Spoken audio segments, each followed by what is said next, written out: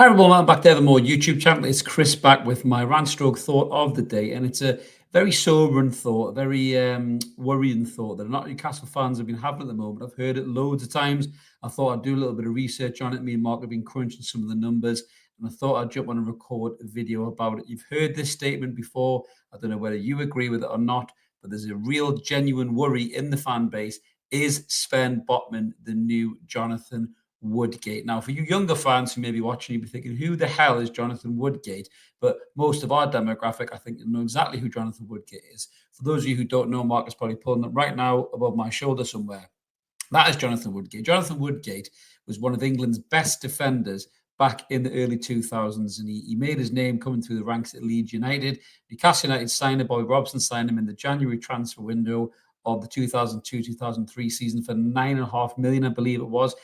Ironically enough, he was 23 years old when he signed for Newcastle, exactly the same age as Sven Botman, and he was absolutely class. We had to wait until March to see him in his debut against Chelsea, but what Woodgate was is everything Botman is in terms of the ability to read the game, to know where the attackers are moving before the attacker even makes the run, just composed, calm on the ball. This is a lad who managed to make Titus Bramble look like a Premier League centre-back alongside him. That's how good Jonathan Woodgate was, but he was dogged with injuries throughout his entire career, really, and it probably curtailed him from being as good of a defender as he should have been. He actually had a great centre-half partnership with Rio Ferdinand at Leeds, and some people said that Woodgate was the better player. Now, I fully believe if Jonathan Woodgate hadn't been as injury-plagued as he was, he would have played for England a lot more. Now, one of Woodgate's keyest, biggest moments for us really was back when we were playing in the UEFA Cup semi-final in 2004, where we were playing against Marseille, and there was a certain young striker playing for Marseille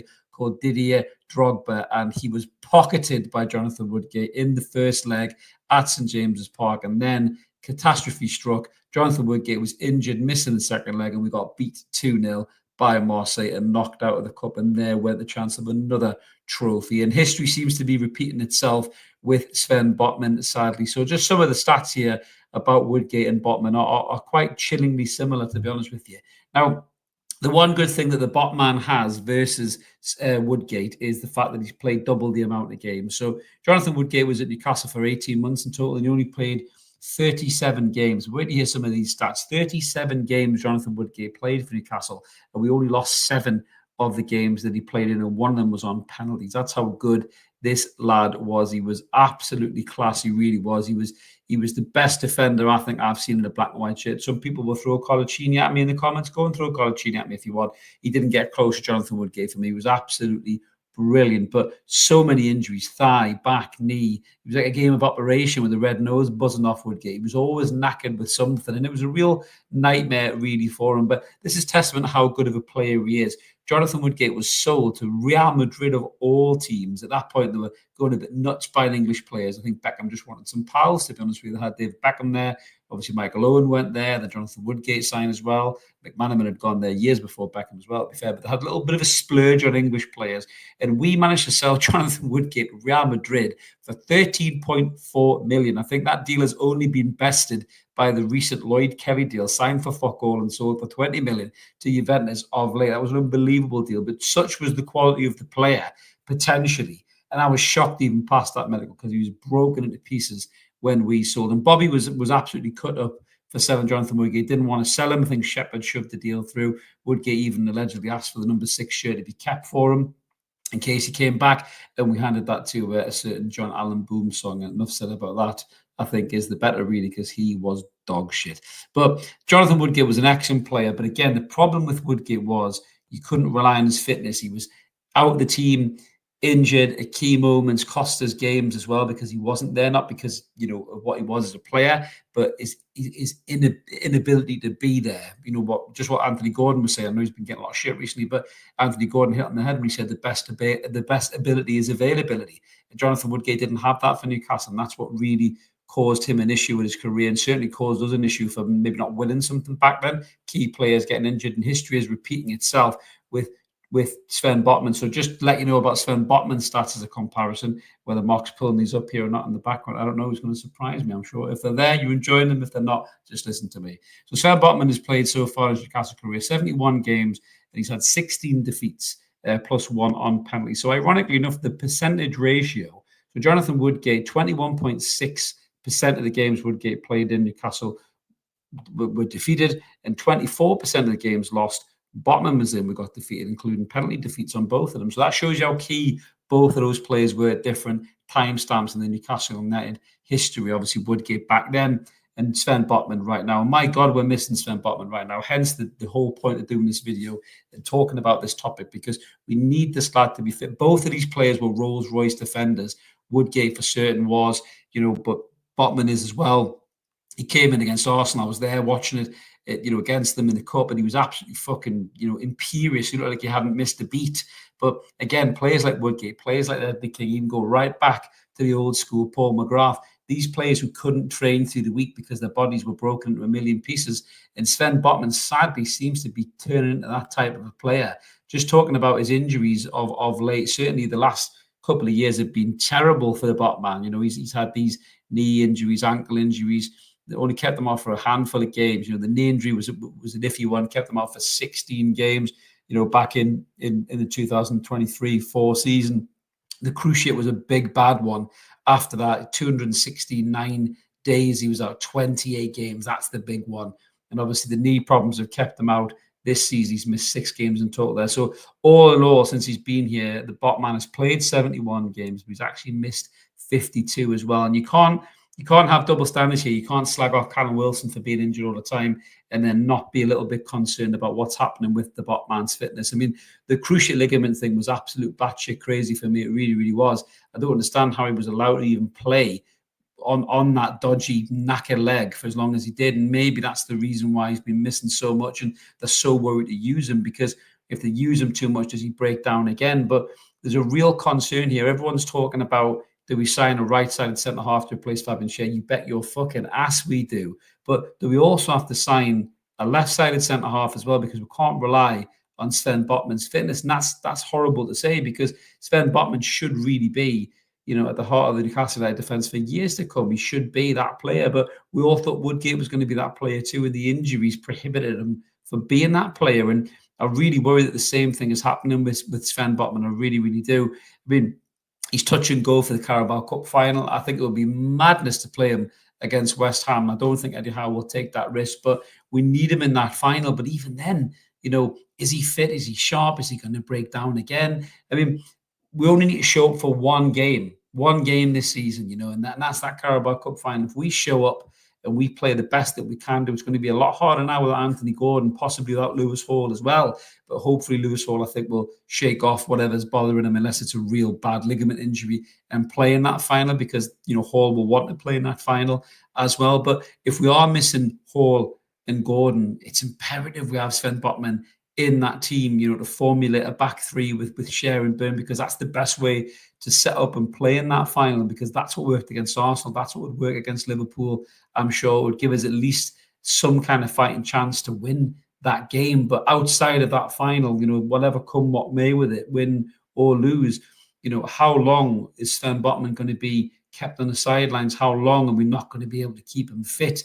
Once again, it's a real concern. James Bunce was brought in the summer to help manage the player minutes and keep them fit. And, it may be a case of Bunce is saying to Eddie Howe, this lad cannot play. His legs are shot to shit. His knees are shot to shit. You need to give him time to recover. He can't play. And that's sensible by Bunce. I've not been a huge fan of the whole Bunce appointment, because I don't really see what it's done on the pitch. We've still had injuries to key players and missed them for long periods of time, Botman being one, Joe Linton being another. But, touch wood, he's managed to manage Isak a lot better, because we've seen more of Isak this season. The goals have come there as a result of that. But there was a real tangible issue here now with Sven Botman's lack of fitness and availability for this squad, because he is by far and away the best defender in this squad by a country mile. He's 25 years old. He's got, 6-7 years on most of the lads that are playing alongside him there in terms of an age bracket. But yes, we need the replacement for Fabian Schär, but I think we also need somebody to come in and cover for Sven Botman too, because we cannot go into next season, with potentially Jamal Lascelles there to cover, and Kraft can be a good utility player. but we can't be relying on them to step in. I wouldn't give Fabian Schär a contract. I'd be getting rid of him. Dan Burn, I'd maybe give him another year at the club. I think he's good at what he does. Playing with the ball is not one of them. Positional sense isn't particularly great either. Dan Burn is a great blood, guts, thunder defender, throw himself in front of anything that hits him. And he's very good at that and very good in the air. But he's not a modern day centre half like, Sven Botman is. And Jonathan Woodgate was even back then.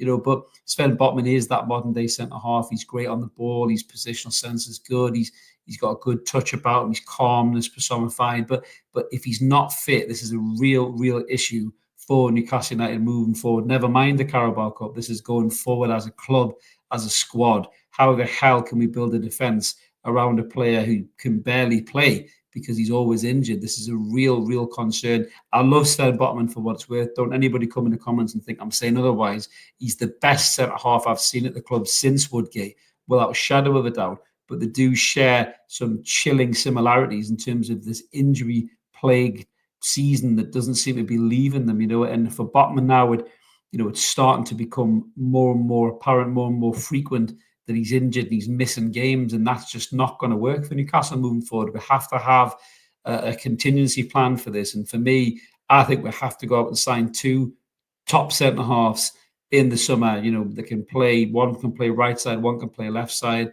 If Botman is going to continue to be injured as he is. But that's my thoughts about that, guys. I just thought I'd come on and do a little chat about it. I've seen it mentioned a few times, and it's definitely resonated with me. I totally see the similarities between Woodgate and Botman, both unbelievable players, excellent defenders on the day, positional sense, incredible, a real radar for defending and danger and following strikers' movements, excellent players in black and white shirts. But sadly for Woodgate, only 18 months and 37 games. We got out of him, we got more out of the Botman, but how much more we're going to get if he can't get fit and stay fit? It is a real concern. I want him fit, not just for the Carabao Cup final. I want him fit all the time, but definitely for the Carabao Cup final. But let us know in the comments below what you guys think. Are you worried about Sven Botman's fitness long term? Do you think Newcastle need to look at buying a left-sided centre-half and a right-sided centre-half in the summer and not gamble on the Botman fitness, because it doesn't seem to be working right now? And again, what do you think about the comparisons between Botman and Woodgate? Do you see the similarities? And what's your fond memories of Woodgate as well? Do you think he was as good as I thought he was? Hopefully you do. But let us know in the comments below, guys. We always like to hear from you. Like and subscribe, help the channel grow. We've just gone over an unbelievable milestone of 10,000 subs, even though we slipped back a little bit every time we do a video where maybe criticize the manager or some of the players. A couple of people seem to disappear off the radar, but you're back again. So thank you very much. Welcome back. Don't go away anywhere. Honestly, it's okay to disagree. We'll just keep it above the belt. We talk football here. That's what we're doing. But keep it ever more, guys. Like and subscribe. There'll be more content coming out this week in the lead up to the West Ham game, a massive game for Newcastle. We need confidence going into this Carabao Cup final. We cannot go into that with another defeat, 2 on the spin, and go into that huge game with all that expectation on my shoulders, depleted of key players, and go in there in a positive mind frame. I really hope the players can do the business and win that trophy and bring it back to Newcastle. First trophy in 70 years, but it's really stacked up against us right now, and there's nothing wrong with feeling a little bit worried about it, because I sure as shit do. But let us know what you guys think. Keep it ever more, everybody. Like and subscribe. Catch you later. All the best.